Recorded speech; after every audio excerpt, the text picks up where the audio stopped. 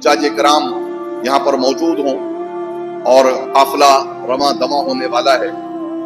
جب حج کے ٹریننگ چلتی ہے تو بہت کچھ بتایا جاتا ہے، بہت کچھ، بلکہ مجھ کو لگتا ہے کہ دوسری چیزیں اتنی زیادہ بتا دی جاتی ہیں کہ اصل جو چیز جسے بار بار بتانا چاہیے اور جس پر زور دینا چاہیے وہ چیز کہیں نہ کہیں رہ جاتی ہے.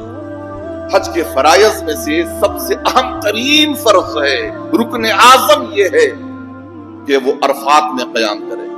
9 ذی الحجہ کو سورج کے نکلنے سے لے کر غروب آفتاب تک، بلکہ بعضوں نے کہا ہے کہ اگر رات کے کسی حصے میں بھی اگلے دن کی صبح صادق سے پہلے بھی بندہ اگر پہنچ جاتا ہے تھوڑی دیر کے لیے، ایک لمحے کے لیے صحیح، تو اس کا حج ہو جائے گا.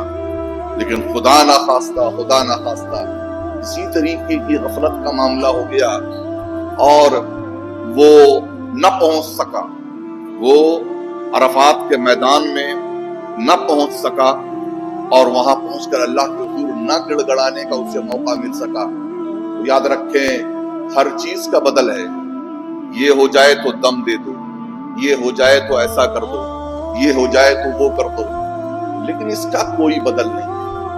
یہ عرفات کا قیام اگر آپ کا چھوٹا ہے تو اب ایسی صورت میں اگلے سال آنا ہی آنا ہے. یہ حج ہوا ہی نہیں. میں سمجھتا ہوں کہ اس نقطے کو زیادہ سے زیادہ ٹریننگ دینے والوں کو، بلکہ جو حج میں جانے والے ہیں، اسے لکھ کر ان چیزوں کو رکھ لینا چاہیے کہ یہ کس قدر ضروری اور لازمی چیز یہ ہے. اور اس کے بعد اسی طریقے سے فرائض میں وہ طواف جو ہے زیارت بھی شامل ہے. تو جو آپ کو 12 تاریخ سے پہلے کر لینا ہے.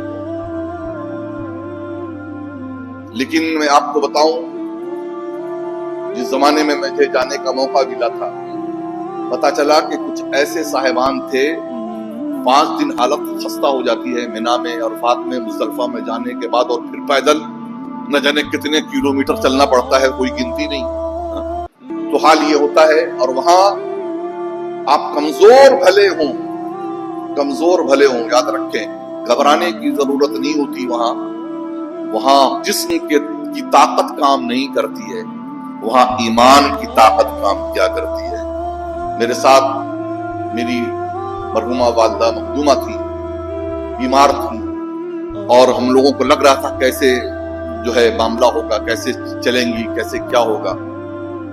حال یہ ہوا کہ ایک دن ایک عمرے کے بعد طواف وغیرہ کے بعد ہم لوگوں نے کہا کہ آپ آرام کریں تو زیادہ بہتر ہے، کیونکہ ابھی حج کے ایام آنے والے ہیں اور بہت سخت ہے، خدا نخواستہ طبیعت بگڑ گئی تو مشکل ہو جائے گا. اور پھر ہم لوگوں کو دلاسا تسلی دے کر کے چلے گئے. رات کے آخری پہر جب ہم لوگ آتے ہیں تو دیکھا کہ وہ کمرے میں بیٹھی ہوئی رو رہی ہے زاروں پکار. ہم نے پوچھا کیوں؟ ہم لوگوں نے تو کہنے لگی کہ ہم کمرے میں آرام کرنے کے لیے آئے تھے، تم لوگ تو عمرہ کر رہے ہو، طواف کر رہے ہو، دعا کر رہے ہو، مقدس مقامات کی زیارت کر رہے ہو، اور ہم دھوپ میں پڑے